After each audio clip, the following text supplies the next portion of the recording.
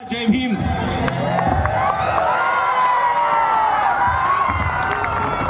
सर्वात आधी सर्व महामानवांना वंदन करतो.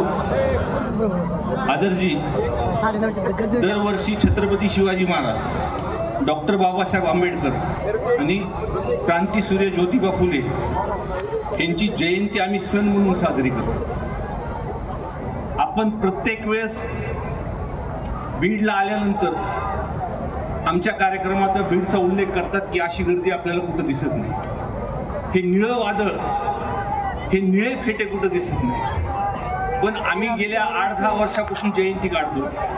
आमचे सर्व सहकारी आम्ही तो उपस्थित राहतो. सहकुटुंब, माझ्या पत्नी आज इथं आहेत, सर्व कुटुंब माझे इथं सोबत आहेत.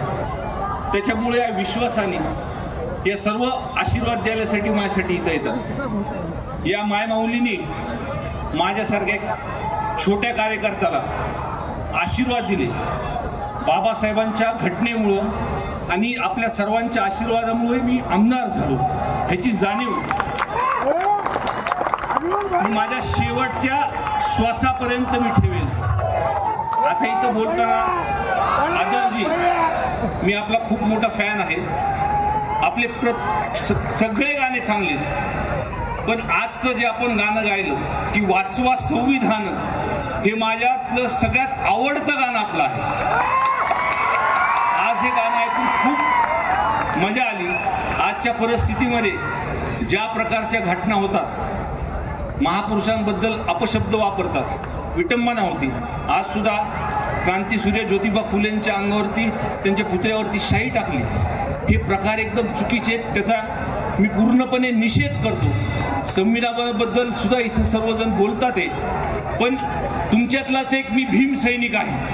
आणि आपण ज्या आशीर्वादामुळे आणि संविधानामुळे मला आमदार केले, आपण काळजी करू नका. आपल्या आशीर्वादामुळे हे सर्व भीम सैनिक आणि ह्यांच्यामधलाच एक मी भीम सैनिक आहे. शेवटपर्यंत या संविधानाला धक्का लागून देणार नाही, एवढंच या ठिकाणी आपण एक आमदार म्हणून मत दिलं. शेवटच्या श्वासापर्यंत मी प्रयत्न करेल, एवढंच या ठिकाणी सांगतो आणि माझे 2 शब्द संपवतो. आणि आदर्शजी, आपण नेहमी कार्यक्रमाला माझ्याकडे येतात. एक परिवारातला आपण सदस्य म्हणून आपण वापरतो. आदर्श म्हणजे भीम जयंती आल्यानंतर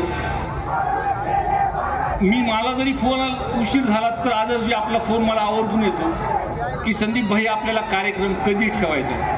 खऱ्या अर्थाने या सणाची वाट सर्व मतदारसंघ, पूर्ण जिल्हा बघतो. मी आपली आणि आपल्या सर्व कलाकार, सर्व टीमचं मी आभार मानतो की प्रत्येक वर्षी ही भीम जयंती हा सण साजरा करण्यासाठी तुम्ही आमच्या जिल्ह्यामध्ये येतात. त्याबद्दल आपल्या सर्वांचे मी आभार मानतो.